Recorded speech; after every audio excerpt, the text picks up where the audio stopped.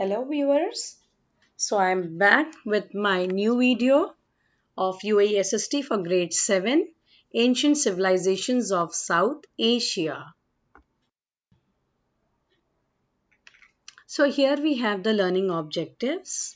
To infer the Indian prehistory based on the archaeological evidence around 7000 BCE. To trace the development of the Indian civilization near the Indus River and the deltas. What are the deltas? The deltas are said to be the mouth of the river. So we find that the development of the Indian civilization flourished near the banks of Indus River. To understand how the Harappan civilization evolved, how did it grow from 2600 to 1700 BC. Now you might be wondering why the dates are put up in such a strange manner. It is just like the number line which you have in mathematics. How you have 0 and the center. So 0 is the time when Jesus Christ was born. So from 0 today it is like the year is 2022. We are in 2022. That means from his birth we have come to this year of 2022. When you go towards the left side of the number line, it is always in a descending order. So over here it's the same thing. It is that the 7,000 will come first, then 6,000, 5,000, 4,000, 3,000, 2,000, and then 1,000, and then slowly towards uh, 900, 800, 700, and then finally we come to 0. Okay, so 0 was the time wherein Jesus Christ was born. Now over here in the U.A.E link, let us see, U.A.E has a very old civilization that you all should agree. Stone tools discovered in Jabal Faya in Sharjah prove Stone Age people lived in the Arabian Peninsula. The CC link, it is linked with history as the topic deals with the prehistoric period, which is a significant topic of history.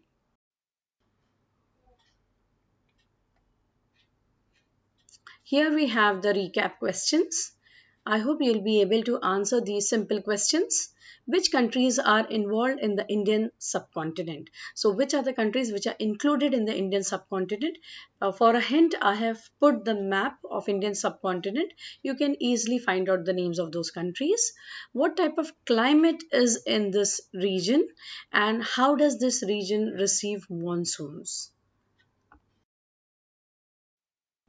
Please subscribe to my channel Learn SST if you haven't subscribed, and please give me a thumbs up if you like my video. Share it with your friends so that even they will get benefited with my videos, and do not forget to press the bell icon for the notifications of my latest videos. So let's proceed further.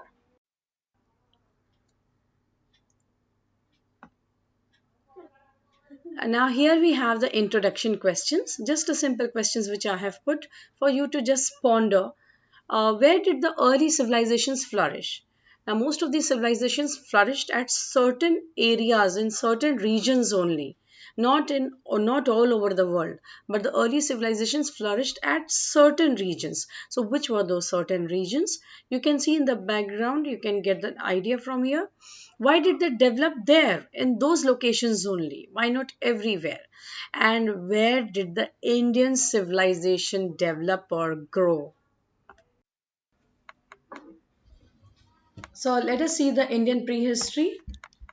The earliest site of the settlement appear at Mehergarh and other sites on the upper tributaries of the Indus River and date from around 7000 to 4700 BC. As I have told you in my previous slide that it is always in a descending order before birth, that is before the birth of Christ. Early settlements formed when people started growing grains in the deltas. Hence, the sophisticated urban centers of the Harappan civilization developed from the third millennium before the birth of Christ. Third millennium, one millennium consists of 1000 years. Now, over here, they are talking about the sophisticated city centers which started growing. So, Harappan civilization was not a rural civilization, but it was a proper town planned civilization. The cities of the Harappa and Mohenjo-daro were discovered through extensive lot of immense archaeological work, that is the digging. And with the digging they got the with the excavation work, they came to know in 1920s it was the same time when the tombs of Tutankhamun at Luxor in Egypt were uncovered. So here we had the Harappan and the Mohenjo-daro excavations taking place at the sites of modern day Pakistan, whereas over there in 1920s at the same time you had the tombs of Tutankhamun being excavated at Luxor in Egypt. Now here we have the Harappan civilization in detail. The cities were unique for their social organization and innovations in water systems with large open public baths and individual wells for the houses. Collectively, the urban cities of the lower Indus are called as the Harappan civilization. The cities seem to have been abundant. Abundant means it was being left by the people. They were no more residing at that site due to the lack of rainfall or the changing climate. This civilization was also called the Indus civilization, and it was a cluster. Cluster is a group of, and group of what? It is a group of urban and agriculture areas that spread along the major river valley systems of the Indus. So here in the map you can have a look. You can see the blue line which is showing you the Indus River. Besides that, you can see the mountains of Himalayas, and on the western side you can see the Hindu Kush mountains. Now just below that, when you come, you can see in modern day Pakistan you can see Mohenjo-daro as well as you can see Harappa. Okay, then when you come little below, you come into the Gujarat region, which is present day in India. So you find Dholavira over there. So these are the different sites wherein they had excavated and they had found together. They call it as the Harappan civilization.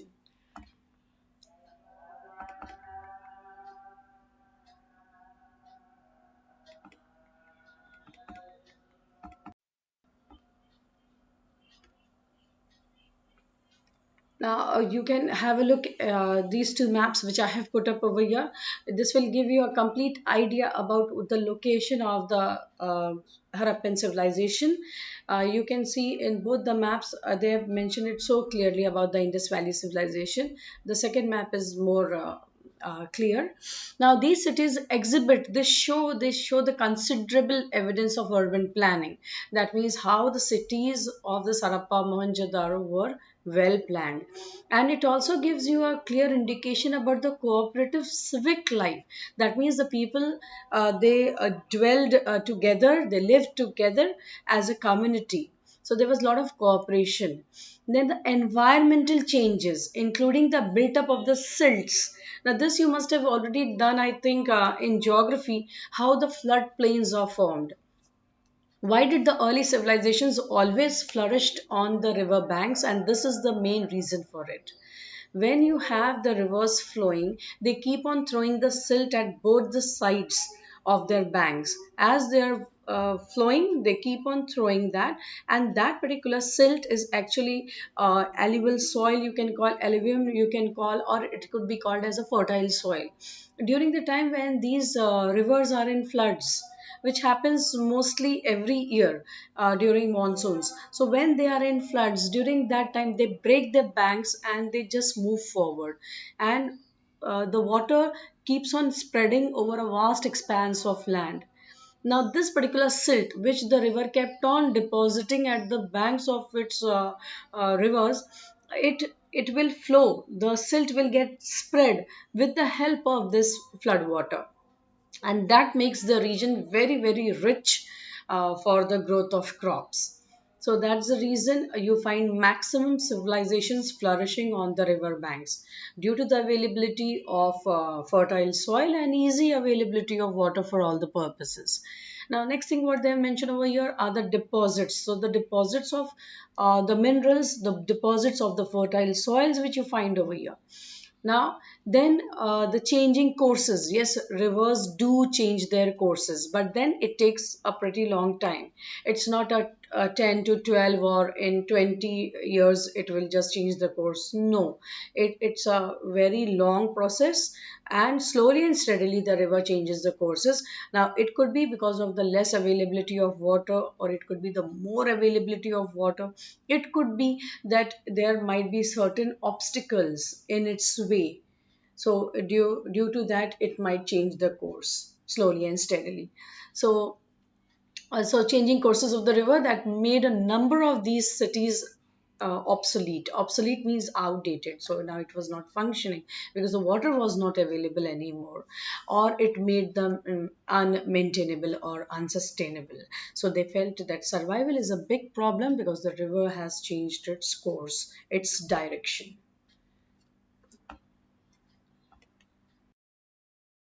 We come to activity one. This is very much from your textbook, children. You can just go through the questions. I have put up the answers. You can check the answers. You can put some more on your own.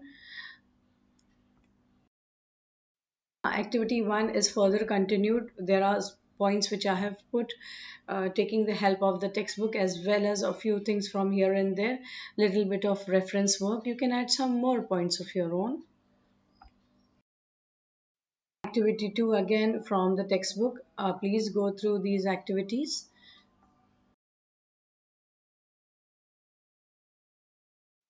Activity 2 continued. Here comes the Vedic age, that is the Vedic civilization which flourished from 1700 to 600 BC. So please remember it is BC, so it will always be in a descending order. Okay, so a group of people arrived in India around 1700 BC, who influenced the cultural development in the Indian subcontinent through 600 BC. So this is the time or the age which we call it as a Vedic age. Now, there is a reason for calling it as Vedic age. It was because these people were the people who were a specialized class of people, and they were called as Brahmins. And these Brahmins, they came into power. They were, first of all, literate people. That means they knew to read and write, and they were the people who were preachers also, so they became interpreters of series of written text. That means large number of written work. Then these texts were called as Vedas. So from Vedas you get this name as Vedic age or Vedic period. So the basis, which formed the basis of the religion, the society, that is the social structure, and the political system.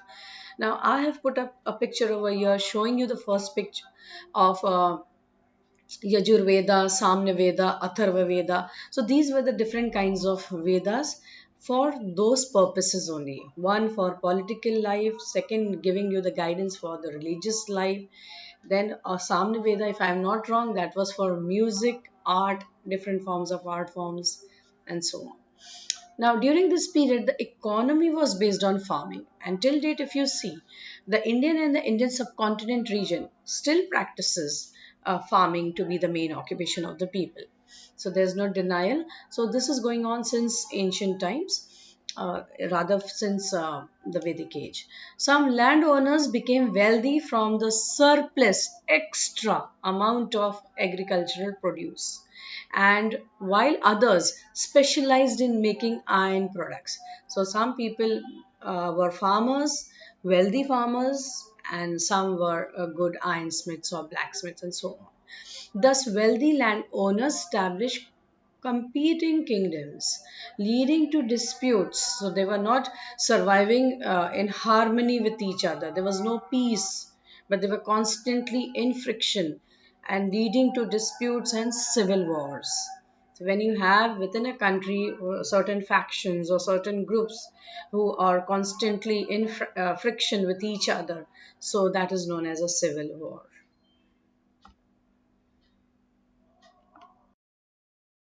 Here we have the pre-Mauryan era, in which you have 600 BC, because till 600 BC, you had the Vedic age getting over. So from 600 BC to 321 BCE, 321 before the birth of Christ. So this was the period known as the pre-Mauryan era. In this period, India continued to develop as a system of small kingdoms. So there were many small principalities. Northern and northwest India were vulnerable. So they were the regions which were soft targets, and they were facing the pressures of either supporting or resisting. Either they were supporting or they were defending themselves from the foreign empires. Next is at the end of this period, Alexander the Great's army invaded. He invaded various parts of Asia.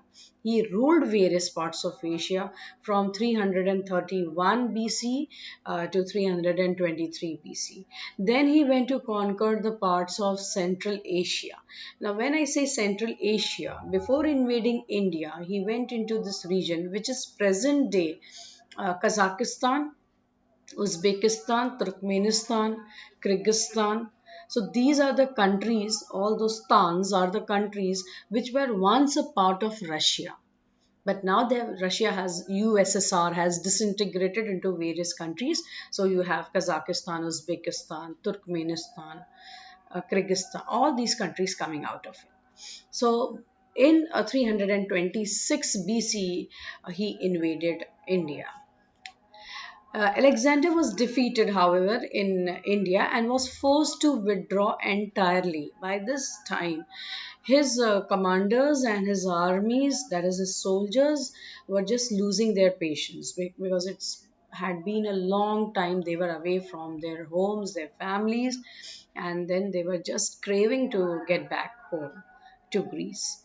Now, when he was on his way back, people say that he lost his life because of some deadly disease, which was unknown disease, which he contracted during his after his invasion from India and moving towards Greece.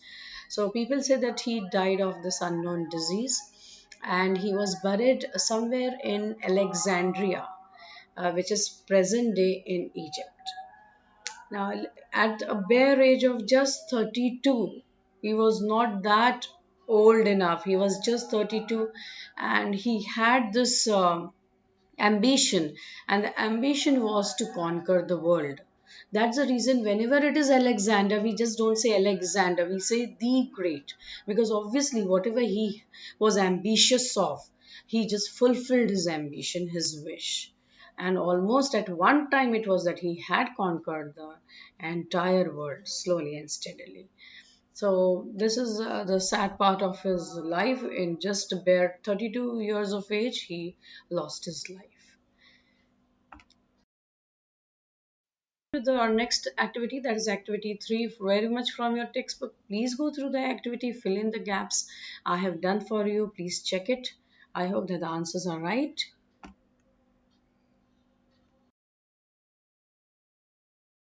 Activity 4, wherein they have asked you to compare and contrast the events in the Vedic and the pre-Mauryan era. I have done the comparisons and the contrast. Later on, I have put up the list of the main events also in my next slide. Here, the main events and challenges in the Vedic age has been put up.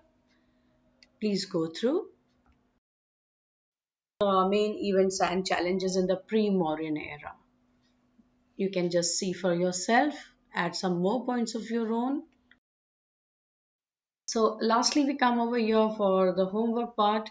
I have put up the ancient civilizations of the world, the classical civilizations of the world. You can see those old civilizations. Now, by looking at the pictures, you get a hint that, okay, these were the old civilizations. You must have come across this in your lower class. Now, what I want you to do is that if you had the chance of being a part of any of these civilizations, then which one would you prefer? Which one would you choose and why? So this is an application based question. If you're able to answer it, that means you're well prepared for your examination. Children, so I take a leave Thank you so much for watching, and with good wishes, I just take a leave. I hope that this video would be beneficial for you. It would be helpful for you in your examination. I hope you prosper and do well in your life. Take very good care of yourself. See you next time with my new video. Till then, bye bye.